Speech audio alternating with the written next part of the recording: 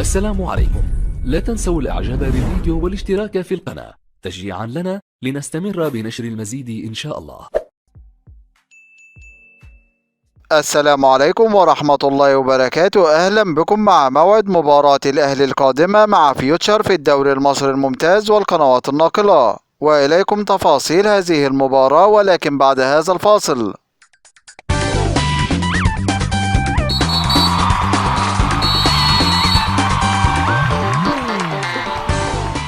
بعد فوز فريق الأهلي على فريق الاتحاد في المباراة السابقة بنتيجة 3 أهداف مقابل لا شيء في المباراة التي جمعت بينهم في إطار مواجهة المباراة المؤجلة من الجولة الرابعة من بطولة الدوري المصري الممتاز، وسجل أهداف الأهلي في هذه المباراة الهدف الأول عن طريق اللاعب بيرسيتاو، والهدف الثاني عن طريق اللاعب ياسر إبراهيم، والهدف الثالث والأخير عن طريق اللاعب أكرم توفيق.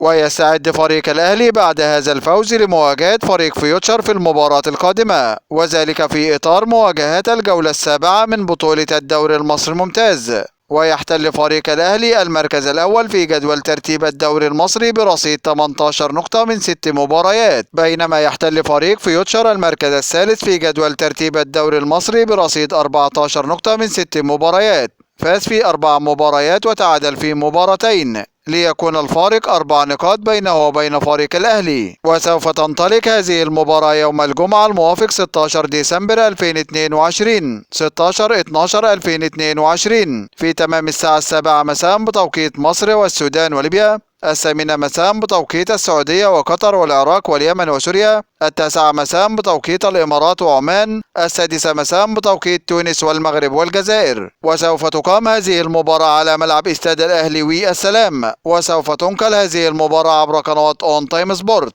هذا كل ما لدينا عن موعد المباراة، وانتظرونا في موعد مباريات قادمة بإذن الله تعالى، ولا تنسوا دعم الفيديو بلايك والاشتراك في القناة وتوقع نتيجة المباراة في التعليقات أسفل الفيديو. دمتم في أمان الله، والسلام عليكم ورحمة الله وبركاته.